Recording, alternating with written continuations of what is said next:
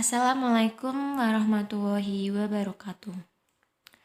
Perkenalkan kami dari kelompok 5, di mana kami akan membahas chapter 2 yaitu Wireless Network Security.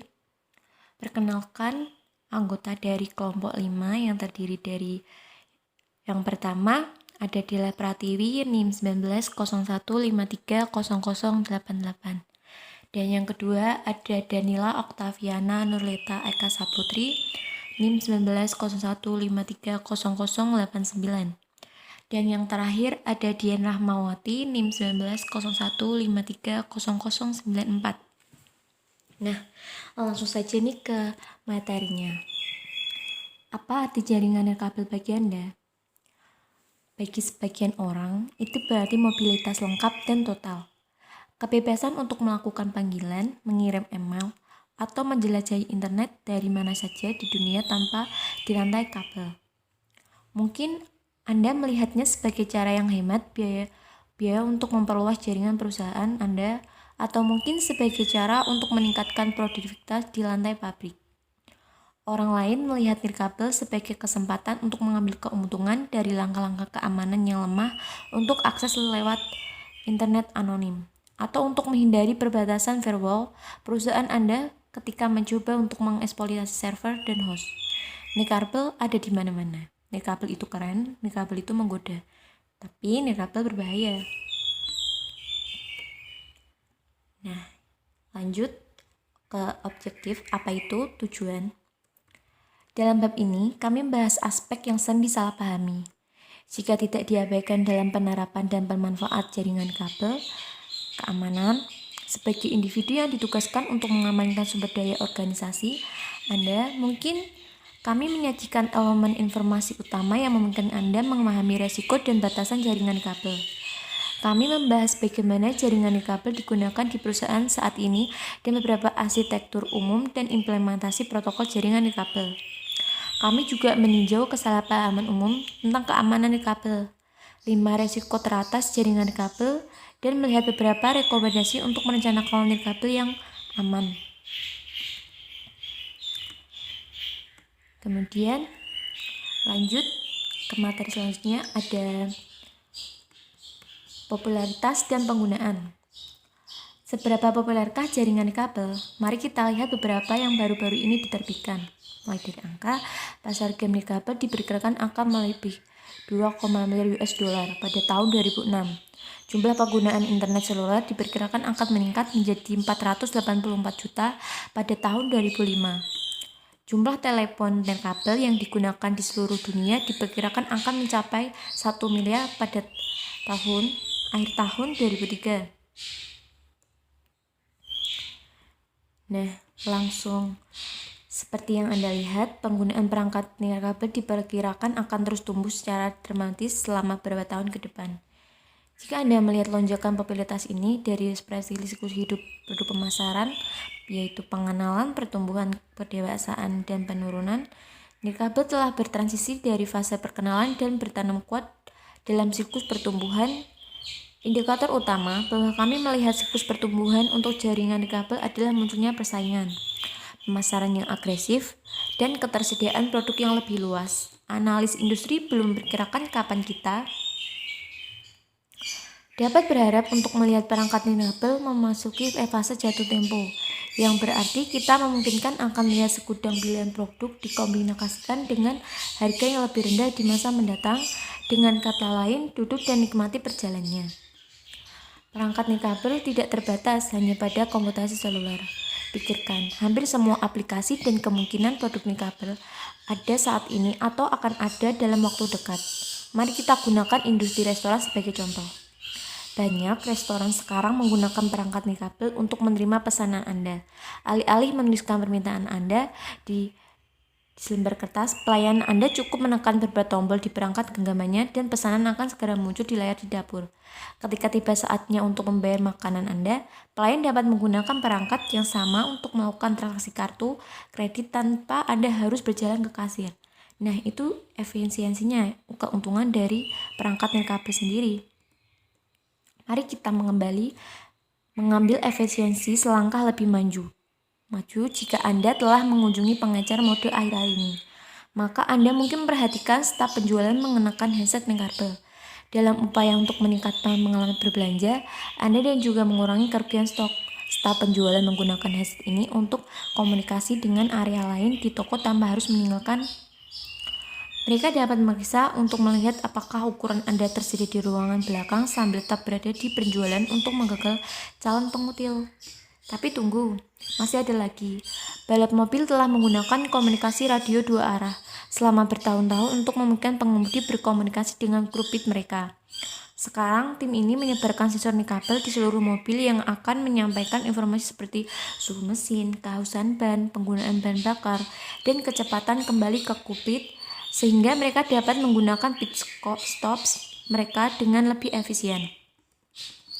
Penggunaan telepon seluler telah beralih dari layanan analog ke jaringan digital yang menawarkan serangkaian paket layanan, pilihan, dan ketersediaan yang semakin meningkat. Bahkan, paket rendahan telah diberi angin segar dan beberapa tahun terakhir dengan munculnya pengiram teks seperti saham, skor olahraga, dan sebagainya, dan kemampuan komunikasi dua arah. Lanjut ke materi selanjutnya dari keuntungan nirkabel. Mengapa sih harus nirkabel? Mungkin pertanyaan yang lebih baik adalah mengapa tidak nirkabel? Seperti yang telah kami tunjukkan, kebebasan adalah nyanyian sirene saringan nirkabel. Dengan sendirinya, kemampuan untuk sepenuhnya mobile sambil tetap terhubung adalah alasan yang bagus untuk menerapkan teknologi nirkabel. Tapi ada contoh menarik lainnya yang juga perlu diperhatikan. Mengaktifkan konektivitas yang sebelumnya tidak mungkin ada alasan yang sangat menarik untuk menggunakan jaringan nirkabel. Pabrik dan gudang adalah contoh utama dari teknologi nirkabel yang memungkinkan konektivitas yang diperluas. Sebelum kelangsungan komputasi mobile, itu akan menjadi usaha yang padat karya, memakan waktu, dan sangat mahal untuk menghubungkan lantai pabrik untuk konektivitas jaringan. Contoh lain adalah seperluas jaringan Anda melewati rintangan yang membuat koneksi kabel menjadi sulit, seperti kebutuhan sementara untuk melintasi landasan pacu bandara secara elektronik. Bagi sebagian besar organisasi, pemasangan kabel untuk konektivitas sesuai anggaran mungkin tidak mungkin dilakukan. Menggunakan teknologi kabel, sekarang hanya masalah memasang beberapa peralatan. Jaringan dapat diperpanjang secara harfiah dalam hitungan menit. Peningkatan produktivitas dan kemudahan pengguna adalah pilihan yang jelas tapi tidak boleh diremehkan. Pengguna dapat terhubung dan mobile, artinya mereka dapat menjelajahi gedung dengan laptop mereka dengan sedikit atau tanpa gangguan dalam layanan. Misalnya, penggunaan Joseph dijadwalkan untuk memberikan presentasi di ruang konferensi barat. Biasanya dia harus keluar dari jaringan, mematikan mesinnya, dan memutuskan kabel jaringan. Proses ini saja memakan waktu hampir 5 menit. Dan dia kemudian perlu mengulanginya dalam urutan terbalik setelah dia sampai di ruangan konferensi. Akan menyenangkan untuk mengambil laptop dan pindah ke ruang konferensi tanpa harus log off dan shutdown. Ini juga meningkatkan produktivitas dalam prosesnya. Beberapa perusahaan menawarkan akses nirkabel sebagai layanan bernilai tambah bagi pelanggan mereka. Ingin memeriksa email, Anda sambil menyeruput mocha latte Anda di kedai kopi lokal perlu membawa beberapa stok sebelum naik pesawat itu bukanlah masalah. Bandara, kedai kopi, pusat perbelanjaan, dan area lain di mana sekolah besar orang berkumpul dengan cepat menyadari bahwa mereka dapat menambah nilai atau layanan kepada pelanggan mereka dengan biaya relatif kecil dengan memasang titik akses nirkabel internet.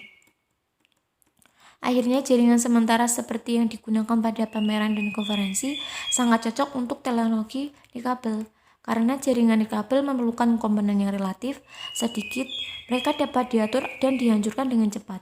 Semakin jarang menghadiri pameran dagang atau konferensi teknis tanpa diberikan beberapa jenis kabel akses jaringan. Nah, selanjutnya ada vertical market. Apa itu vertical market? Pasar vertikal. Karena pasar nirkabel terus bertumbuh dan berkembang, kami melihat solusi yang ditargetkan untuk banyak industri. Beberapa pasar vertikal terbesar termasuk perawatan kesehatan, keuangan, akademik, industri, dan retail. Dari kesehatan, rumah sakit terus-menerus dihadapkan dengan tugas berat untuk menurunkan biaya operasi sambil tetap memberikan pasien mereka kualitas unggul dan perawatan pribadi. Untuk banyak rumah sakit, biaya untuk layanan telah ditentukan sebelumnya dan seringkali kurang dari jumlah uang aktual yang diperlukan untuk menutup biaya pelayanan. Tidak perlu jumlah uang aktual yang diperlukan. Ahli bedah otak untuk mengetahui bahwa operasi dengan kerugian finansial tidak cocok untuk umur panjang di pasar. Bagaimana rumah sakit dapat menurunkan biaya mereka, menarik lebih banyak pasien, dan mendapatkan pasien tersebut melalui sistem dengan cepat sambil mempertahankan hubungan pribadi. Jawaban atas pertanyaan itu sebagaimana dibuktikan dengan peningkatan penyebaran industri perawatan kesehatan adalah jaringan nirkabel. Rumah sakit dengan cepat menyadari bahwa ada ROI, pengembalian investasi yang sangat besar karena dapat memanfaatkan basis data banknet, aplikasi, dan sebagainya. Secara mobile, dokter menggunakan jaringan nirkabel untuk mengakses catatan pasien, mengirimkan resep ke apotek, database query, atau bahkan berkonsultasi dengan dokter lain.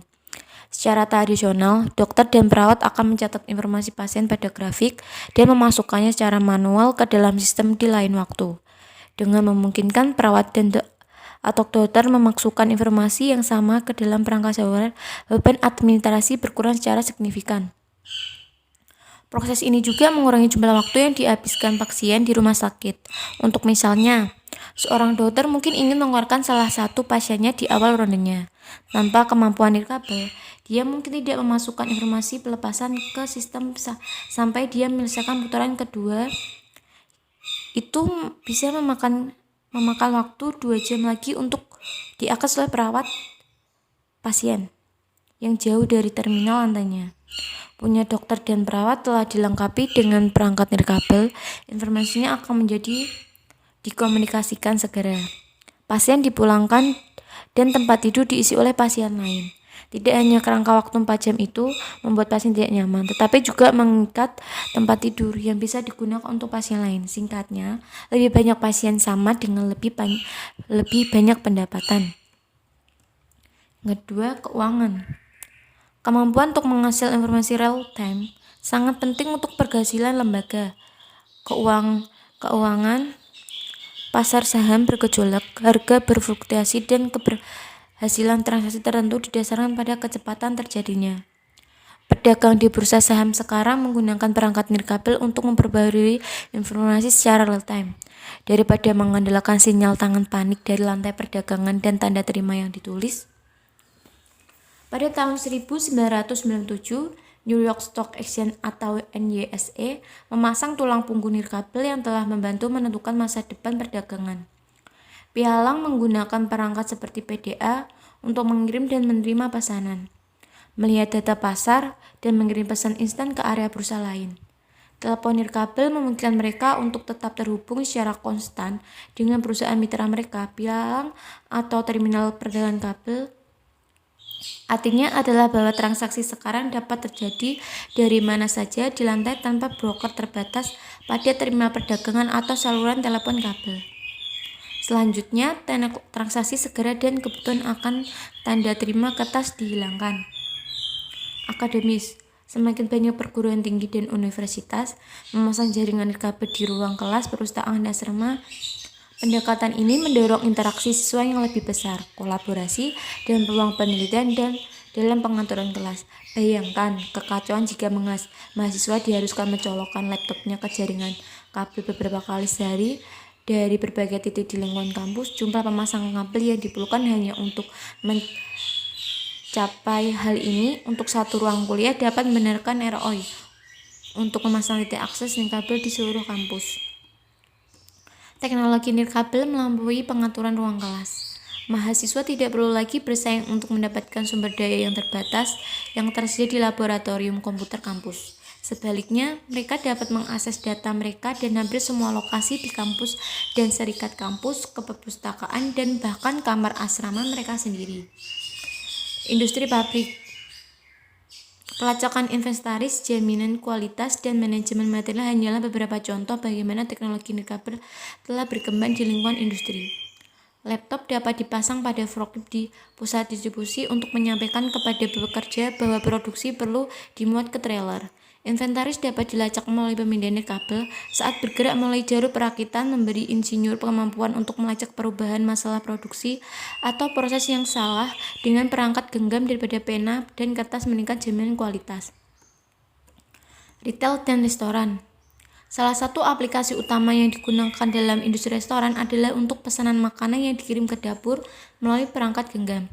Layanan pelanggan juga ditingkatkan dengan menggunakan tablet berbasis pena oleh nyonya rumah untuk melacak meja yang terbuka dan beberapa banyak orang yang saat ini ada dalam daftar tunggu. Tujuannya adalah untuk memindahkan orang melalui restoran dengan cepat sambil memberikan layanan pelanggan terbaik. Renta-renta berimigrasi ke jaringan nirkabel untuk memperluas solusi point of sale (POS) mereka. Perusahaan dapat menambahkan lebih banyak mesin kasir dan mengomunikasikan data ke POS ke lokasi pusat tanpa harus menjalankan kabel ke beberapa lokasi di berbagai titik toko. Kemudian ada wireless arsitektur and protokol. Apa itu? Untuk mendapatkan pemahaman yang lebih baik tentang resiko yang terkait dengan jaringan nirkabel, penting untuk memahami berbagai jenis jaringan, termasuk arsitektur dan protokol yang digunakan. Kami meninjau 2 infrastruktur jaringan nirkabel paling umum dan 3 protokol jaringan nirkabel paling umum yang digunakan untuk komunikasi data.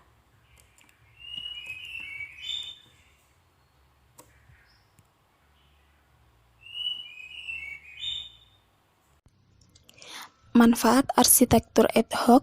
Node nirkabel berkomunikasi langsung satu sama lain dalam mode peer-to-peer dalam jaringan yang sama sekali tidak terstruktur. Juga dikenal sebagai set layanan dasar independen atau IBSS. Arsitektur ini adalah bentuk paling dasar dari jaringan nirkabel dan paling cocok untuk lingkungan kecil di mana skalabilitas dan keamanan tidak menjadi masalah. Jaringan ad hoc sangat berguna untuk berbagi file antara node dan proyek kolaborasi grup yang bersifat sementara. Windows XP adalah sistem operasi Microsoft pertama yang mendukung konsep jaringan ad hoc melalui konektivitas nirkabel. Adopsi luas Windows XP adalah menyebabkan pemanfaatan jaringan ad hoc yang lebih besar dalam kelompok kerjasama untuk berbagi file dan informasi. Namun, ini bukan tanpa bagian dari risiko.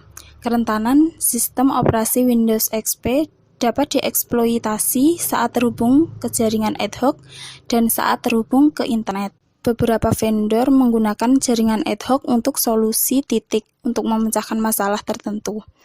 Infocus, sebuah perusahaan yang memproduksi peralatan proyeksi gambar untuk digunakan dalam presentasi, telah mengembangkan ekstensi nirkabel untuk proyektor populer mereka yang memungkinkan pengguna mengirim materi mereka melalui jaringan nirkabel ad hoc. Hal ini memungkinkan para pejuang jalanan untuk melakukan perjalanan dan memberikan presentasi tanpa memerlukan kabel tambahan untuk menghubungkan proyektor ke komputer laptop mereka. Saat menggunakan arsitektur jaringan infrastruktur, juga dikenal sebagai set layanan dasar. Satu atau lebih klien nirkabel menggunakan titik akses untuk terhubung ke jaringan kabel. Sebuah IP bekerja dan membentuk asosiasi dengan klien nirkabel dan kemudian bertindak sebagai jembatan antara klien dan jaringan kabel. IP juga bertanggung jawab untuk melakukan tugas sinkronisasi jaringan yang memungkinkan klien berinteraksi seolah-olah terhubung langsung ke jaringan kabel. Ini termasuk meneruskan siaran ke jaringan nirkabel dan memelihara mekanisme pengaturan waktu terpusat untuk sinkronisitas jam. IP juga bertanggung jawab untuk mengontrol akses ke media nirkabel. Dalam lingkungan infrastruktur ad hoc, setiap perangkat nirkabel di jaringan bertanggung jawab untuk menegosiasikan dan memanfaatkan media nirkabel saat mengirim lalu lintas. Dalam arsitektur jaringan infrastruktur, titik akses sering ditugaskan untuk mendelegasikan wewenang untuk mengakses jaringan. Ini diimplementasikan melalui protokol request to send, clear to send, di mana stasiun mengidentifikasi kebutuhannya untuk menggunakan jaringan untuk mengirim lalu lintas. sehingga menyebabkan AP menghentikan orang lain untuk berbicara selama waktu itu. Selanjutnya, AP bertanggung jawab untuk mengantetikasi klien nirkabel dan memutuskan apakah klien tertentu harus diizinkan untuk mengakses jaringan. Proses autentikasi bervariasi dengan protokol yang berbeda, tetapi biasanya memerlukan tantangan dari titik akses dan respon yang sesuai dari stasiun yang ingin mengautentikasi. Saat berpartisipasi dalam grup dengan titik akses lain juga dikenal sebagai rangkaian layanan tambahan.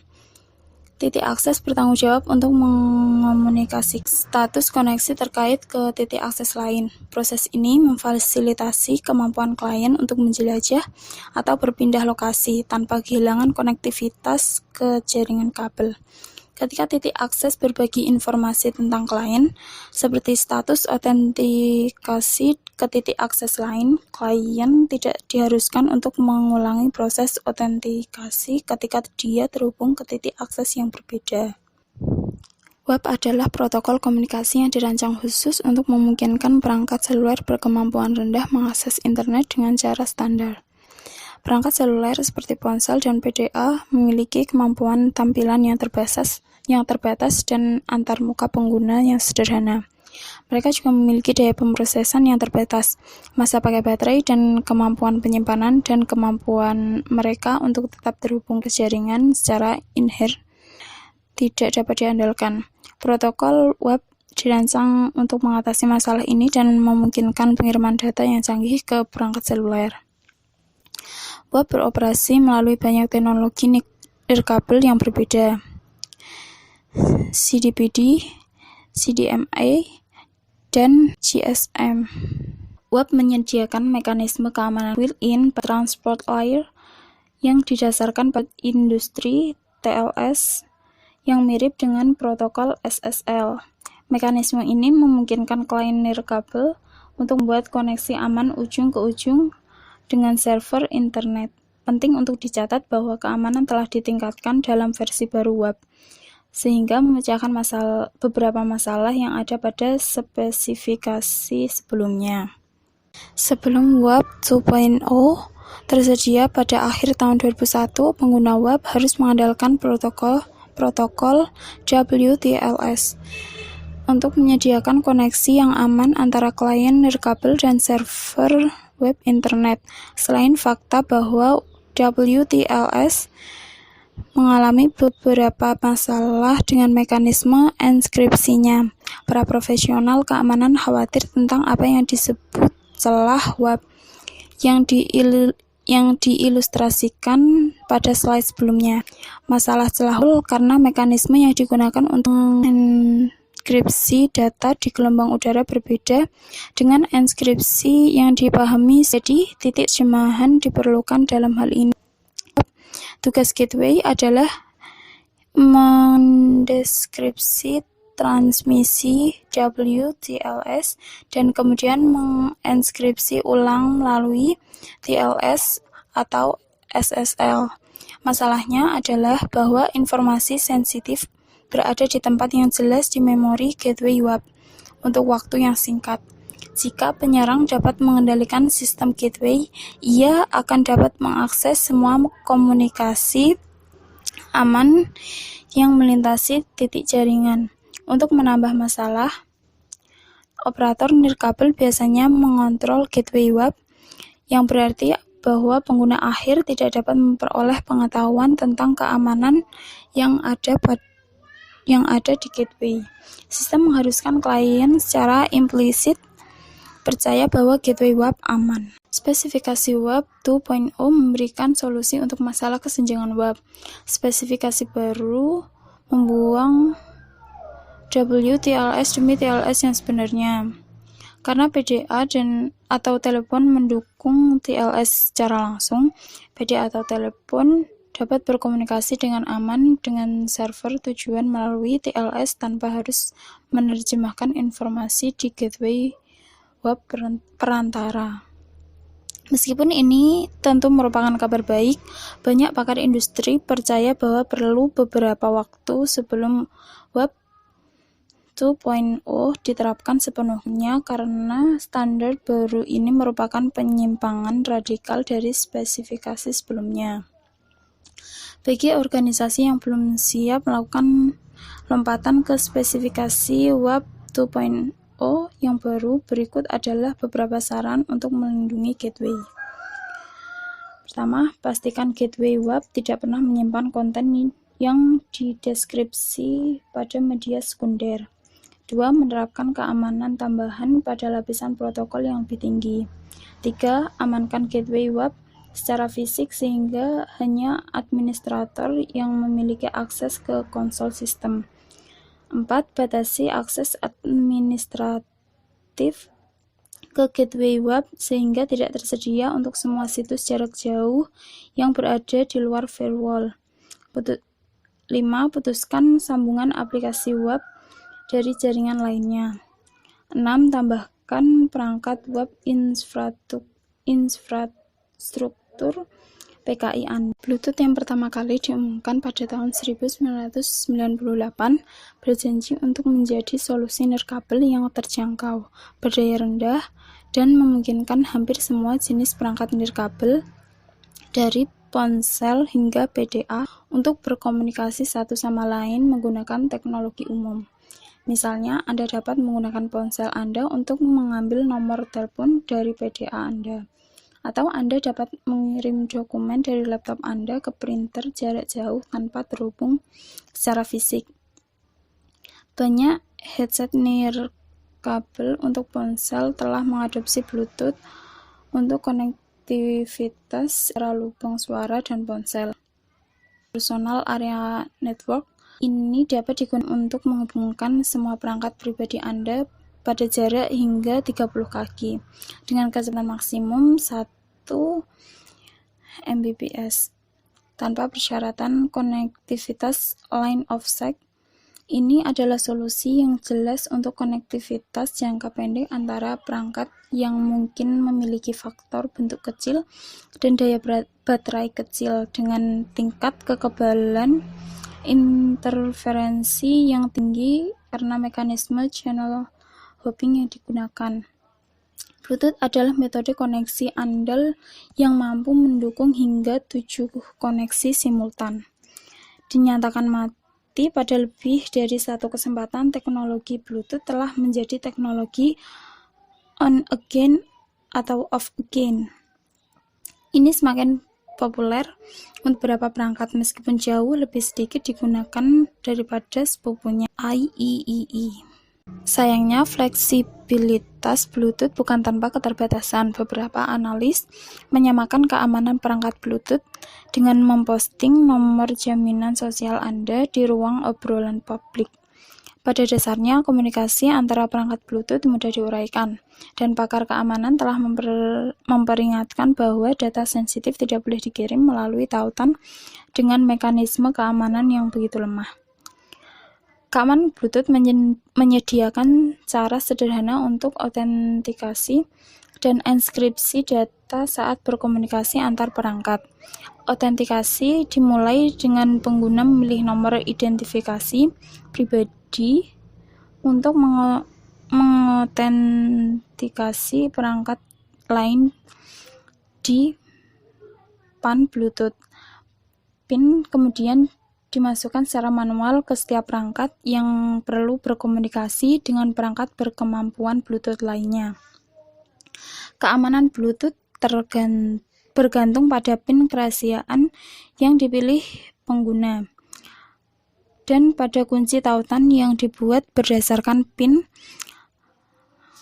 Kunci tautan digunakan untuk menghasilkan kunci enskripsi yang melindungi data dan dapat digunakan untuk autentikasi jika kedua perangkat ingin berkomunikasi lagi di lain waktu. Kunci tautan dipilih dengan salah satu dari beberapa cara, tetapi metode yang paling sering digunakan juga paling tidak aman.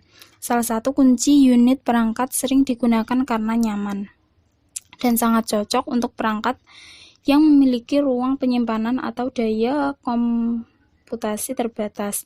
Masalah dengan proses ini adalah bahwa metode autentikasi kunci unit bersifat permanen dan membuat komunikasi deskripsi antar perangkat relatif mudah. Misalnya, jika pengguna A berkomunikasi terlebih dahulu dengan pengguna B dan kemudian berkomunikasi dengan pengguna C, pengguna B dapat menguraikan komunikasi apapun antar perangkat karena dia sudah mengetahui kunci tautan yang digunakan. Keamanan Bluetooth. Sayangnya, fleksibilitas Bluetooth bukan tanpa keterbatasan. Beberapa analisis menyamakan keamanan perangkat Bluetooth dengan memposting nomor jaminan sosial Anda di ruang obrolan publik. Pada dasarnya, komunikasi antara perangkat Bluetooth mudah diuraikan dan pakar keamanan telah memperingatkan bahwa data sensitif tidak boleh dikirim melalui tautan. Keamanan Bluetooth menyediakan cara sederhana untuk autentikasi dan enkripsi data saat berkomunikasi antar perangkat. Autentikasi dimulai dengan penggunaan memilih nomor identifikasi pribadi atau PIN untuk mengautentikasi perangkat lain di PAN Bluetooth. PIN kemudian dimasukkan secara manual ke setiap perangkat yang perlu berkomunikasi dengan perangkat berkemampuan Bluetooth lainnya. Keamanan Bluetooth bergantung pada PIN kerahasiaan yang dipilih pengguna dan pada kunci tautan yang dibuat berdasarkan PIN. Kunci tautan digunakan untuk menghasilkan kunci enkripsi yang melindungi data dan dapat digunakan untuk autentikasi jika kedua perangkat ingin berkomunikasi lagi di lain waktu. Kunci tautan dipilih dengan salah satu dari beberapa cara, tetapi metode yang paling sering digunakan juga paling tidak aman. Salah satu kunci unit perangkat sering digunakan karena nyaman dan sangat cocok untuk perangkat yang memiliki ruang penyimpanan atau daya komputasi terbatas. Masalah dengan proses ini adalah bahwa metode autentikasi kunci unit bersifat permanen, membuat komunikasi deskripsi antar perangkat relatif mudah. Misalnya, jika pengguna A berkomunikasi terlebih dahulu dengan pengguna B dan kemudian berkomunikasi dengan pengguna C, pengguna B dapat menguraikan komunikasi apapun antar perangkat karena dia sudah mengetahui kunci tautan yang digunakan. Masalah keamanan Bluetooth. Bluetooth menderita dari algoritma enkripsi yang lemah secara inheran yang membuat penguraian enkripsi data menjadi tugas yang relatif mudah. Perangkat Bluetooth mengharuskan pengguna masukkan PIN setiap kali menggunakan perangkat. Meskipun ini terdengar seperti ide yang bagus, ada beberapa kelemahan dengan implementasi ini. Banyak orang yang menggunakan nomor PIN yang lemah seperti 0000 atau 1234. Saat menggunakan perangkat mereka, jelas ini lebih mudah ditebak-tebak. Bluetooth menggunakan PIN menghasilkan kunci inisialisasi yang digunakan untuk melindungi data saat unit digunakan untuk pertama kalinya. PIN yang lemah memberi penyerang kemampuan untuk mendeskripsi dan berpotensi untuk dibobolnya. Mengambil langkah lebih jauh, pengguna dapat dengan mudah menjadi frustasi dengan kebutuhan untuk memasukkan PIN setiap kali dia ingin menggunakan perangkat. Dalam konfigurasi jaringan ad hoc, pengguna harus memasukkan PIN untuk setiap perangkat yang ingin berkomunikasi dengannya. Peneliti keamanan mengambil peningkatan tingkat minat pada PAN Bluetooth, alat yang dapat digunakan oleh penyerang untuk menemukan dan menghindari keamanan jaringan. Bluetooth termasuk Red Fenge dari Stack dan Blue Sniff dari Smoke Group. Berbekal alat-alat ini, penyerang dapat memantau percakapan telepon, mendeskripsi data dan informasi, dan jika tidak merusak koneksi Bluetooth. Masalah keamanan web. Kurangnya upaya yang berhasil untuk mengamankan jaringan telah mempersulit administrator untuk melindungi jaringan nirkabel mereka. Penyerang yang disenjatai dengan pengetahuan tentang kerentanan umum di jaringan 802.911 siap menyerang jaringan tersebut. Serangan ini diluncurkan untuk memberikan akses tidak sah ke jaringan nirkabel untuk melakukan serangan penolakan layanan dan untuk mengumpulkan informasi sensitif dari jaringan pribadi. Pemanfaatan rahasia bersama dengan cara ini cacat sejak awal. Rahasia bersama bukanlah rahasia yang bertahan lama, menjadi umum bagi hampir semua pengguna untuk mengetahui rahasia web. Bersama untuk mengkonfigurasi workstation mereka sendiri untuk bergabung dengan jaringan nirkabel. Ketidakmampuan untuk dengan mudah mengubah kunci web pada suatu workstation menjadi masalah yang lebih menakutkan karena memanfaatkan jaringan nirkabel terus berkembang dan lebih banyak orang bergantung pada rahasia bersama yang konfigurasi pada workstation mereka. Sayangnya, web ternyata memiliki kelemahan lain yang tak tertahankan dalam implementasinya. Alat yang digunakan oleh penyerang untuk memulihkan kunci WEP atau web bersama di jaringan termasuk Wisecrack, AirSnort, dan Dweeprek. Alat-alat ini ditulis untuk sistem Linux atau BSD.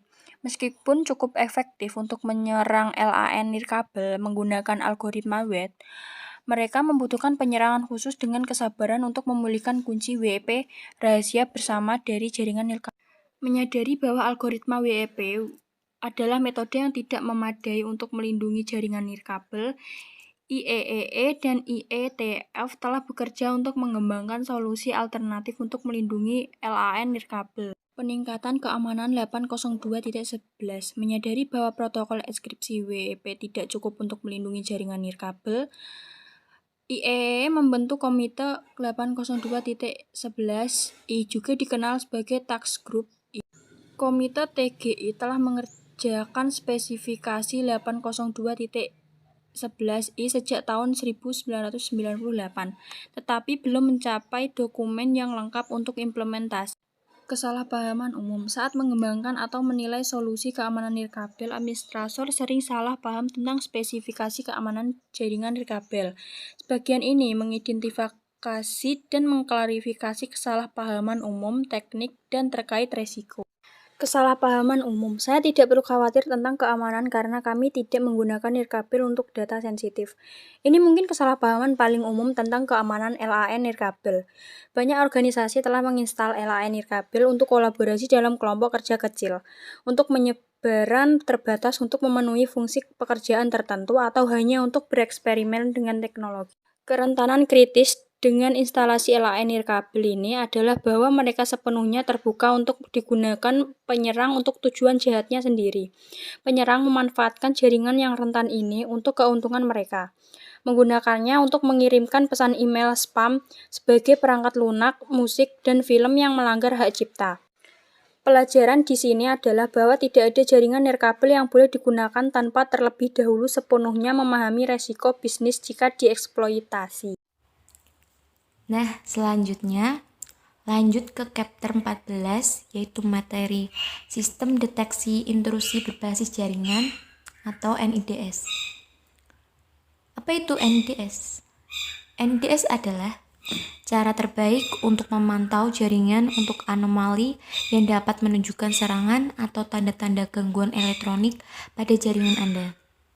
Dalam bab ini, kami mengeksplorasi kebutuhan NIDS dan mendiskusikan beberapa penawaran yang tersedia.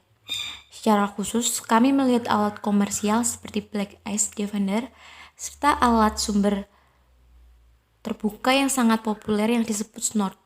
Kami juga membahas keuntungan yang terkait dengan membangun NIDS, terdistribusi dan memberikan contoh pembuatan tanda tangan khusus untuk lingkungan jaringan Anda sendiri. Perjalanan kami dimulai dengan serangan jaringan tunggal dan memuncak dengan segudang upaya intrusi dunia nyata. Tujuannya adalah untuk memberi Anda pengetahuan yang diperlukan untuk memahami dasar-dasar deteksi intrusi dan untuk memicu beberapa ide tentang bagaimana teknologi ini dapat digunakan di jaringan Anda sendiri. Akhirnya, setelah membaca bab ini, Anda seharusnya dapat membedakan antara pemindaian yang tidak berbahaya dan pemindaian yang berbahaya, serta bagaimana bereaksi dan meresponnya. Lanjut, kebutuhan deteksi intrusi berbasis jaringan. Serangan orang dalam menyebabkan lebih banyak kerusakan finansial daripada serangan pihak ketiga karena orang dalam memiliki pengetahuan mendalam tentang jaringan internal. Audit tradisional dan mekanisme keamanan dapat mengatasi ancaman ini dan organisasi dapat menuntut. Kekhawatiran yang lebih besar seharusnya adalah serangan yang berasal dari internet. Volume serangan yang berasal dari jaringan publik secara signifikan lebih tinggi daripada jumlah serangan yang datang dari host internal. Sebagian besar serangan luar dapat dihentikan oleh firewall yang berkonfigurasi dengan benar. Namun, kita perlu memperhatikan serangan yang mampu melewati atau menembus perimeter luar. Anda mungkin bertanya, apakah firewall dapat mencegah banyak atau sebagian besar serangan? Lalu mengapa kita perlu khawatir tentang beberapa yang berhasil melewatinya? Alasannya sederhana. Banyaknya serangan luar yang mengenai jaringan Anda pada akhirnya akan memakan korban dan membahayakan sistem. Ada pepatah yang mengatakan bahwa bahkan tupai buta dapat menemukan kacang. Dan itu dapat diterapkan pada jaringan perimeter. Serangan pada jaringan Anda, bahkan jika tidak ditargetkan dengan baik, pada akhirnya akan mengabaikan aktivitas jahat melewati perimeter Anda dan menyebabkan kerusakan pada sistem Anda. Dengan mendeteksi bahkan serangan panik jinak yang menyerang perimeter jaringan kami dapat menggunakan data itu untuk menyesuaikan pertahanan sistem kami dengan benar dan mengurangi atau membuat sebagian besar serangan tidak berguna. Karena kecanggihan serangan berbasis jaringan terus meningkat, kami berutang pada diri kami sendiri untuk menggunakan NIDS untuk menyelidiki intrusi, menganalisis ancaman dan menyiapkan tindakan pencegahan yang diperlukan. Ada juga keuntungan tersendiri untuk dapat mengkorelasikan data dari berbagai penerapan NIDS untuk meningkatkan kemampuan kami dalam menanggapi berbagai serangan. Kita akan membahas korelasi acara nanti dalam bab ini. Lanjut, di dalam serangan jaringan, beberapa orang menyebut serangan klasik ini sebagai serangan di luar band, namun lebih dikenal sebagai WINUK. WINUK mengirimkan satu paket dibuat khusus dengan data OOB ke port pendengar jarak jauh, TCP/139. Ini diketahui membuat crash versi Windows yang lebih lama. Perhatikan bahwa outbound adalah keliru. WINUK sebenarnya menggunakan flag TCP urgent dan menunjukkan yang mendesak. Bahkan jika NetBIOS tidak diaktifkan, sistem penerbangan yang diserang oleh WINUK biasanya akan mengalami blue screen of death yang ditakuti. Meskipun ini adalah alat serangan yang ketinggalan zaman, ia melakukan pekerjaan yang sangat baik dalam menjelaskan konsep serangan berbasis jaringan secara visual. Perlu juga dicatat bahwa masih ada jutaan mesin Windows 95 yang terhubung ke internet. Aman untuk mengatakan bahwa alat serangan ini masih bisa menjatuhkan mesin yang tak terhitung jumlahnya. Nah, lanjut. Bagaimana kita membuat paket khusus yang mampu membuat Windows 9 bertekuk lutut? Jawabannya cukup sederhana. NUC DEM atau NUC-M ditunjukkan pada slide sebelumnya bekerja dengan membuat koneksi TCP dengan host jarak jauh dan mengirimkan paket ilegal. Itu tidak membutuhkan keterampilan apapun dan itu dapat mengubah orang yang paling tidak berkompeten menjadi peretas. Nah, tanggapan layar sebelumnya menunjukkan bagaimana serangan NUC-M terdeteksi dan diblokir oleh BlackS PC Protection. Firewall pribadi komersial terkemuka. Area yang disorot menggambarkan probe NetBIOS NUC-M terdeteksi dan berhasil diblokir 6 kali. Kita dapat melihat bahwa port probe NetBIOS dari alamat IP 192.168.1.100 terdeteksi dan diblokir oleh mesin firewall. Jendela informasi di bagian bawah layar memberikan deskripsi singkat tentang serangan tersebut. Dengan mengklik tombol saran, sebelah kanan akan memberikan informasi yang lebih detail. Catatan, Sistem Keamanan Internet atau ISS mengakuisisi lini produk BlackS pada April 2001. Rangkaian perlindungan PC BlackS adalah penawaran pertama mereka dan akuisisi baru mereka.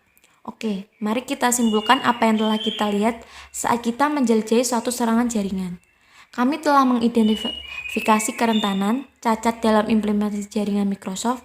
Kami telah menjelaskan kelemahan cara teknis dan mendemonstrasikan salah satu alat penyerangan yang memanfaatkan ancaman tersebut.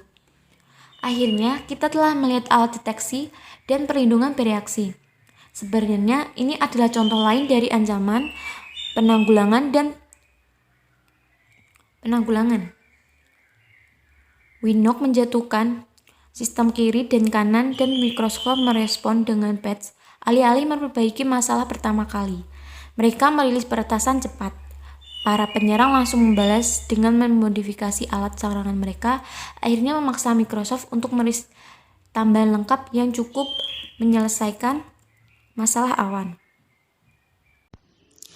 Umumnya, ketika kita berpikir untuk menggunakan firewall pribadi, itu untuk melindungi PC kita yang terhubung langsung ke internet. Namun, kami tidak selalu memikirkan deteksi. Banyak firewall pribadi di pasaran saat ini memiliki kemampuan untuk memblokir serangan dan mereka juga dapat mendeteksi dan mencatat serangan. Mencatat serangan memungkinkan seorang analis untuk mempelajari atribut serangan. Bahkan, dengan meningkatnya tingkat instalasi broadband, firewall pribadi dengan kemampuan deteksi intrusi menjadi sensor jaringan yang sangat berharga bagi komunitas IDS. Internet Storm Center memiliki klien gratis yang dapat digunakan bersama dengan banyak firewall pribadi dan sistem deteksi penyusupan yang memungkinkan Anda mengunggah log ke situs mereka untuk penelitian dan penyelidikan lebih lanjut. Jika menginginkan cara untuk melakukan bagian Anda dan memberikan kembali kepada komunitas keamanan informasi, maka ini adalah peluang besar. Tangkapan layar sebelumnya menggambarkan aktivitas di jaringan yang sangat sibuk dan tidak bersahabat. Kita dapat melihat berbagai serangan termasuk transfer zona DNS. Meskipun berguna untuk dapat melihat peristiwa ini secara real time, bahkan lebih berguna untuk memiliki kemampuan untuk melihat peristiwa ini dengan penganalisa protokol jaringan seperti Ethereal untuk mendapatkan pemahaman yang lebih baik tentang serangan dan bagaimana hal itu terjadi. Sebagian besar firewall pribadi menyertakan fitur pencatatan yang harus diaktifkan untuk mendapatkan hasil maksimal dari produk. Logging merupakan bagian integral dari deteksi intrusi, maupun merujuk kembali ke log setelah suatu peristiwa terjadi sangat berguna dari perspektif pembelajaran dan dalam kasus penuntutan pidana. Memiliki log peristiwa yang mengarah pada kompromi akan menjadi aset berharga jika Anda mencari kerusakan atau penuntutan dari serangan jaringan atau kompromi sistem. Dalam contoh ini, kami mendemonstrasikan cara mengaktifkan logging di firewall pribadi Black Ice. Pengaturan mesin firewall dikelola dari menu alat dan dapat dengan mudah diakses dari layar utama. Melihat sekeliling, kami dapat melihat banyak tab yang memungkinkan Anda mengubah fungsional firewall. Untuk tujuan kami fokus pada opsi log bukti dan log paket. Penting untuk memastikan bahwa pencatatan diaktifkan pada tab log bukti. Sisanya cukup jelas, tetapi berguna untuk menggunakan tanda persen di akhir awalan file FED. Menggunakan karakter khusus akan menambahkan cap, tanggal, atau waktu ke file log. Ini berguna jika Anda perlu kembali dan mencari informasi untuk serangan yang terjadi pada waktu tertentu. Anda mungkin juga ingin menyesuaikan ukuran file maksimum dan jumlah maksimum pengaturan file untuk mencerminkan jaringan Anda. Fitur lain yang berguna adalah tab paket log. Mengaktifkan fitur paket log dari Black Ice memungkinkan Anda untuk menangkap semua lalu lintas yang datang di antar muka. Mendengarkan. Ini terbukti sangat berharga ketika Anda perlu melakukan diagnostik jaringan atau hanya untuk mempelajari bagaimana jaringan Anda beroperasi di berbagai titik waktu. Namun, ingat bahwa dengan mengaktifkan fitur ini, sejumlah besar ruang disk akan digunakan untuk mengakomodasi semua lalu lintas jaringan. Anda mungkin ingin melihat ruang disk yang tersisa saat menggunakan fitur pencatatan ini. Catatan, Black Ice sering dianggap sebagai IDS berbasis host karena biasanya diinstal pada mesin individual. Tetapi mari kita pikirkan apa yang sebenarnya dilakukannya. Memantau lalu lintas jaringan, HIDS tradisional memantau file log, perubahan registry, dan hak atau izin lain dari sistem operasi host. Kami menggunakan Black Ice dalam bab ini untuk menggambarkan dasar-dasar sistem deteksi intrusi berbasis jaringan. Ada kesalahpahaman umum bahwa file log Black Ice hanya dapat dilihat dengan menginstal aplikasi pihak ketiga komersial seperti Visual Ice atau IceCap. Meskipun program add-on ini melakukan pekerjaan yang baik dalam menguraikan data dan membuat laporan yang tampak bagus, satu-satunya hal yang diperlukan adalah melihat file dengan alat analisis paket yang tersedia. Pada contoh sebelumnya, kami menggunakan program bernama Ethereal untuk melihat data. Ethereal, program analisis paket gratis, adalah alat yang sangat baik untuk mendekode dan melihat file log Black Ice. Dalam instalasi catatan, Ethereal adalah salah satu aplikasi pembunuh yang bangkit dari gerakan open source. Itu dikelola oleh kelompok ini pengembang yang terus menambahkan fitur dan memperbarui program. Mudah digunakan, fleksibel, dan gratis untuk diunduh. Saya akan dengan senang hati memasangnya pada penganalisa protokol yang tersedia secara komersial. Meskipun contoh kami adalah dasar, fitur lain dari Ethereal layak untuk dicoba. Tangkapan layar sebelumnya menunjukkan lonjakan aktivitas di jendela acara yang merupakan hasil dari seseorang yang menyelidiki jaringan ini. Ini memberi kita gambaran tentang kemana harus mencari untuk menemukan data ini dalam file log bukti. Sebagai petunjuk yang berguna, temukan perkiraan waktu sesuatu peristiwa, dan jika Anda mencari pemindaian, selalu lihat file terbesar terlebih dahulu, karena pemindaian port cenderung menghasilkan banyak lalu lintas. Layar ini juga memungkinkan Anda untuk melihat tren jaringan selama beberapa menit, jam, atau hari, dan dapat berguna dalam mempelajari seluk-beluk jaringan Anda. Misalnya, setelah garis dasar ditetapkan, Anda kemudian dapat menggunakan layar ini untuk mencari anomali yang tidak berkorelasi dengan pola lalu lintas jaringan biasa. Kami menggunakan mesin deteksi intrusi berbasis host untuk memeriksa bagaimana fungsi serangan jaringan. Sekarang, setelah Anda memiliki pemahaman dasar tentang serangan berbasis jaringan, mari alihkan fokus kita ke NIDS. Sistem deteksi interupsi berbasis Linscape. Linscape adalah perpustakaan pengambilan paket sumber terbuka yang dirancang untuk mengambil data dari kernel yang meneruskannya ke lapisan aplikasi. Linscape memiliki keuntungan karena bebas digunakan dan telah terbukti sejak awal. Sangat andal. Produk yang menggunakan perpustakaan Linscape termasuk Shadow, Snort, Cisco, dan NF. Pada diagram di atas, Anda melihat sensor jarak jauh mengumpulkan data dan meneruskannya ke komputer lain untuk ditampilkan dan dianalisis. Shadow Intrusion Detection System menggunakan konfigurasi ini dan merupakan salah satu dari sedikit NIDS yang pada dasarnya menggunakan probe untuk meneruskan paket yang ditangkapnya ke perangkat lain untuk diproses. Jika sensor shadow gagal, entah bagaimana dikompromikan, tidak ada informasi tentang situs yang akan deteksi intrusi jaringan dengan Snort. Snort disebut sebagai sistem deteksi intrusi jaringan yang ringan. Itu diperkenalkan ke komunitas open source pada tahun 1998 oleh pengembangnya, Marty Rose. Snort dengan cepat mendapatkan reputasi sebagai solusi NIDS yang sangat efisien, ringan, dan berbiaya rendah, serta memiliki popularitas dan fitur yang luas kepada tim pengembang inti yang setia dan basis pengguna aktif. Desain Snort memungkinkan integrasi yang mudah di sebagian besar jaringan dan dapat dikonfigurasi untuk memantau beberapa situs jaringan atau antarmuka dengan relatif mudah. Ini memiliki aturan untuk decode konten paket dan header paket. Ini berarti dapat mendeteksi serangan berbasis data seperti kesalahan, buffer overflow. Karena Snort adalah open source dan memiliki komunitas pengguna yang aktif, ini adalah sistem yang ideal untuk mempelajari cara menganalisis intrusi dan bereksperimen dengan konfigurasi yang berbeda. Menganalisis deteksi Snort. Deteksi Snort ditampilkan dalam file log, seperti yang ditunjukkan sebelumnya dan dipisahkan oleh basis kosong. Log adalah file data yang disebut file teks dan memiliki keuntungan karena mudah disortir, dicari, dan dianalisis.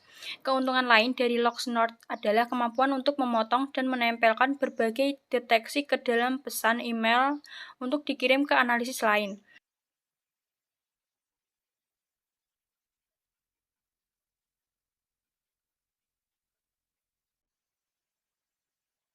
Menulis aturan snort. Snort menyediakan kemampuan untuk membuat aturan khusus atau tanda tangan untuk memfilter konten tertentu. Kode sumber yang dikomplikasi menyediakan ratusan aturan yang telah ditulis sebelumnya. Namun mungkin ada saatnya Anda perlu membuat aturan yang tidak disertakan secara default. Aturan snort sederhana untuk ditulis namun cukup kuat untuk menangkap sebagian besar jenis lalu lintas. Ada 5 opsi, yaitu pertama, lulus.